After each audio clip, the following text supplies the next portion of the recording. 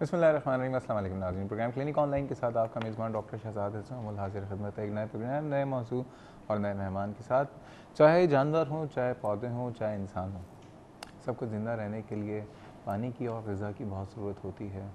लेकिन मसला ये होता है कि जो ग़िज़ा है वो पौधों की अलग है, जानवरों की अलग है और इंसानों की अलग है। और अगर इंसानों के अंदर भी आ जाएँ तो ग़िज़ा का मसला जो है वो बच्चों में बहुत ज़्यादा है, क्योंकि बच्चों के हवाले से जो है बच्चों की जो होता है डेवलपिंग स्टेज है, ग्रोइंग स्टेज होता है, उसमें ग़िज़ा जो है उसका तयन, सही तयन करना हमारे यहाँ लोगों को नहीं पता होता।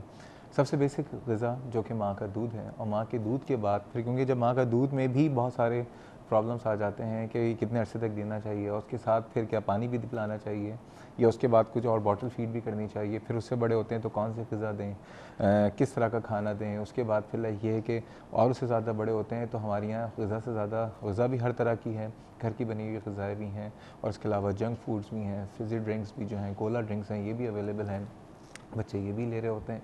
इसके लेने से जो है क्या नुकसानात होते हैं, और फिर जो माँ बाप की ख्वाहिशात होती हैं कि डॉक्टर के पास जा रहे होते हैं कि बच्चा जो है उसको भूख नहीं लग रही है, बच्चा खाने नहीं खाते। और उन बच्चों के मामला ऐसे होते हैं कि कुछ तो इस माशरे में ऐसे बच्चे हैं या इस मुल्क में जिनके माँ बाप के पास खिलाने को नहीं है और बच्चे खाने को सब कुछ तैयार हैं, और जिनके माँ बाप के पास सब कुछ है तो उनके बच्चे खाने को तैयार नहीं होते। माएँ जो है ना खाना लेके पीछे भाग रही होती हैं, ये एक बहुत बड़ा मसला होता है। फिर डॉक्टर के पास जाते हैं, डॉक्टर से कहते हैं कि जी भूख बढ़ाने की कोई दवा दे दीजिए, विटामिन सिरप्स दे दीजिए। तो ये भी बात करेंगे कि विटामिन के सिरप्स या भूख बढ़ाने के जो शरबत होते हैं इनका क्या रोल होता है, और सारी बातें करेंगे न्यूट्रिशन के हवाले से। आज जो हमारा टॉपिक है बच्चों में ग़िज़ा का मसला है, और ख़ुसूसन माओं का जो मसला, ये बहुत बड़ा मसला होता है जिसके छोटे बच्चे होते हैं। तो जैसे कि आपको बताया कि इस वक्त हम बराह रास्त इस टॉपिक को डिस्कस करेंगे। ये प्रोग्राम बराह रास्त आपके घर आ रहा है, आप भी शरीक हो सकते हैं अपने सवालात, अपने शुबात के साथ। नंबर है 35305778 और 79। कराची से बाहर की वीडियो नंबर डायल करने से पहले डायल करें 021। आइए आज के मैं से तारुफ़ कराता हूँ एक ऐसी शख्सियत जिनको आपने पहले भी इस प्रोग्राम में देखा, बहुत अच्छे डॉक्टर हैं, डॉक्टर सैयद ताहिर अली साहब। डॉक्टर साहब जो हैं assistant professor of pediatrist Liaquat national hospital में अपने फ़राइज़ अंजाम दे रहे हैं। अस्सलाम वालेकुम डॉक्टर साहब, कैसे मिजाज हैं? डॉक्टर साहब, बड़ा सेंसिटिव टॉपिक है माओं के लिए, क्योंकि बच्चों की जो ग़िज़ा है ना वो एक बहुत बड़ा मसला होता है, ख़ुसूसन माँ के लिए। तो शुरू करते हैं स्टार्ट से, जब बच्चा इस दुनिया में आता है या उससे भी पहले हम क्या जाते हैं उस फेज़ में जो कि प्रेगनेंसी का फेज़ होता है। ये बताइए, ड्यूरिंग द प्रेगनेंसी माँ को किस तरह की ग़िज़ा लेनी चाहिए कि जो बच्चा दुनिया में आए तो वो सेहतमंद है? बिस्मिल्लाहिर्रहमानिर्रहीम, many thanks for the introduction. अब होता ये है कि अगर आप किसी भी रिक्वायरमेंट्स देखें तो प्रेगनेंसी की और लैक्टेशन की माँ की रिक्वायरमेंट कमोबेश एक ही जैसी होती हैं। और इसमें एक बड़ी दिलचस्प स्टडी इस्लामाबाद में प्रोफेसर मुश्ताक साहब ने की थी, जिसमें उन्होंने देखा था कि माओं को क्या ख़ास ग़िज़ा खानी चाहिए कि उनके बच्चे की सेहत जो है वो बेहतर और मुनासिब हो, और बच्चे का पैदाइश के वक्त वज़न बेहतर हो, यानी कि उसको एक सही स्टार्ट मिले। तो उसकी जो फाइंडिंग्स थी वो तो डिटेल थी, लेकिन जो उसका कंक्लूजन था वो बड़ा इंटरेस्टिंग था कि अगर एक माँ एक वक्त एक रोटी और जो भी अवेलेबल सालन है वो ज़्यादा खाएगी तो एट एन एवरेज बच्चे का वज़न 1 किलोग्राम बेहतर होगा at the time of delivery.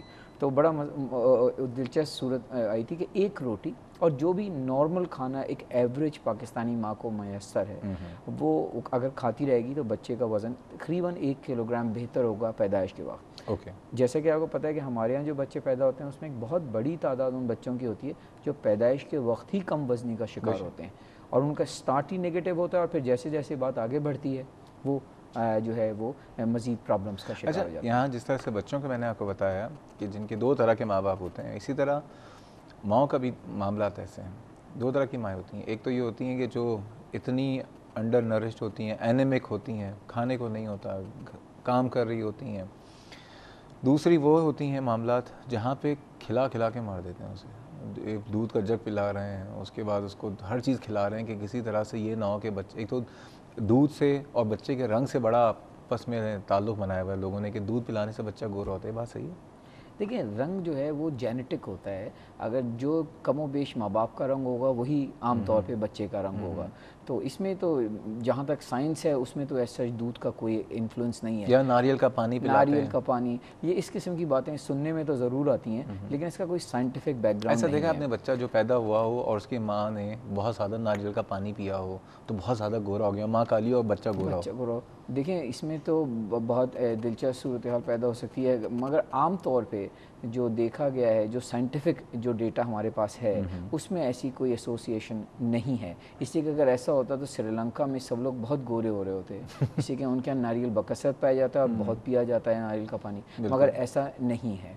और जिन मुल्कों में जहाँ लोग गोरे होते हैं वहाँ बहुत से मुल्क ऐसे हैं जहाँ नारियल या नारियल का पानी अवेलेबल नहीं है, तो एज सच इसका कोई कोरिलेशन नहीं है। लेकिन एक चीज़ होती है believes, sometimes believes are very important. तो बाज़ फैमिलीज़ में बाज़ बिलीव्स या टैबूज हो रहे होते हैं, तो अक्सर जब माएँ आके मुझसे पूछती हैं कि हम अपने बच्चे को फ़लाँ चीज़ खाएं, या अगर मैं दूध पिला रही हूँ तो मैं ये चीज़ खाऊँ या ना खाऊँ, तो मैं उनको दो बातें उनसे कहता हूँ कि आप दो चीज़ें हरगिज़ ना खाएँ।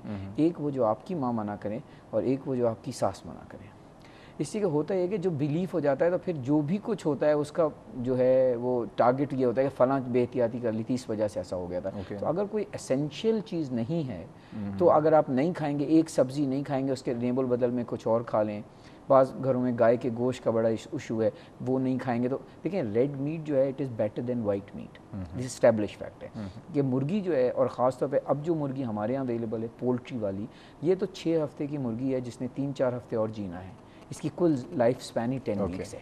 इसके मुकाबले में जो बीफ है it's a much superior protein both for lactating और जो प्रेग्नेंट वुमेंस हैं उनके लिए। इवन बच्चों की न्यूट्रिशन की जहाँ हम बात पर आएंगे वहाँ भी वही बात ज़रूरी है। ओके अच्छा, एक सवाल और पूछूंगा माँ के वाले से, उसके बाद फिर बच्चे पे आ जाता हूँ। जो खबर आती है कि प्रेगनेंसी हो गई है, तो अक्सर जगह पे होता है कि बच्चे की, बहुत खूबसूरत बच्चों की पिक्चर्स जो हैं वो ला के कमरे में लगा दी जाती हैं, क्योंकि क्या कहा जाता है कि उसको देखने से बच्चा बड़ा खूबसूरत पैदा होगा, सेहतमंद पैदा होगा। ये बात सही है? इस बात में सिर्फ अगर इसमें कोई मुज़ायक़ा बहरहाल नहीं है, लेकिन ये कि हाँ, अगर माँ ड्यूरिंग प्रेगनेंसी खुश रहेगी और सेटिस्फाइड रहेगी और तो जो है ना, इस चीज़ों का अच्छा इफ़ेक्ट उस माँ पे पड़ता है, माँ पे भी और बच्चे पे भी डेफिनेटली। अगर माँ बहुत ज़्यादा डिप्रेस रही है, माँ के ऊपर कोई वायलेंस होता रहा है या माँ किसी निगलेक्ट का शिकार हुई है, तो उसका डायरेक्ट और इनडायरेक्ट इफेक्ट बच्चे पर होता है। यानी माँ की सेहत अच्छी है, माँ का मूड अच्छा है, बच्चे की सेहत अच्छी है, बच्चे की फिजिकल मेंटल दोनों हेल्थ अच्छी हो सकती है। किसी हद तक आप कह सकते हैं, ठीक है ना। एनीवेज, एक कॉलर है रावलपिंडी से, उनको शामिल करते हैं। अस्सलाम वालेकुम आलिया साहिबा। वालेकुम सलाम डॉक्टर साहब, कैसे हैं आप? मैं बिल्कुल ठीक हूँ, आप खैरियत से हैं? जी जी डॉक्टर साहब, मैंने इनसे पूछना था डॉक्टर से कि मेरी बेटी है 6 मंथ की। माशाल्लाह। तो वो ना मुंह में उंगलियां बहुत डालती है, मतलब पूरा हाथ भी मुंह में डाल देती है, तो उसके लिए कुछ बता दें अगर आप। अच्छा माशाल्लाह, वो बड़ी एक्टिव बेबी है। देखें, 6 महीने या 7 महीने पे हो ये रहा होता है कि बच्चे के दांत निकलना शुरू हो रहे होते हैं। तो मैं बंद कर दूं कॉल? जी कॉल बंद कर दूं? जी आप बंद कर दीजिए, बिल्कुल बंद कर दीजिए। Thank you. तो जब 6 महीने का बच्चा हो रहा होता है, 6 महीने 7 महीने, ये वो वक्त होता है जब बच्चे के दांत निकलना शुरू हो रहे होते हैं। तो एक उसकी सेंसेशंस हो रही होती हैं, तो उसमें वो कोई भी चीज़ मुंह में ले जाके उसको चबा के बेहतर फील कर रहा होता है। ये तो इसकी साइंस है। और इसीलिए एक टर्म एक ज़माने में इंट्रोड्यूस हुई थी जिसे कहा गया था टीदिंग डायरिया। और हमारे यहाँ बड़ा आम रिवाज है कि बच्चे को पतले पखाने हो रहे हैं क्योंकि दांत निकल रहे हैं। तो उसका रिलेशन जो साइंटिफिक है वो सिर्फ ये है कि जिस ज़माने में दांत निकल रहे होते हैं तो बच्चा हर चीज़ मुँह में डाल रहा होता है, और उस हर चीज़ में साफ गंदी हर किस्म की चीज़ें आ रही होती हैं, उसकी वजह से थोड़ा सा डायरिया का इंसिडेंस कभी कभी देखने में आया है। ऐसा होता है, लेकिन वो दांत निकलने से दांत निकलने से डायरिया का कोई डायरेक्ट ताल्लुक नहीं है। और ये दांत जो बच्चे जो भी चीज़ मुंह में ले रहे हैं ये डायरेक्टली इस वजह से कि उसके सेंसेशंस आ रही हैं।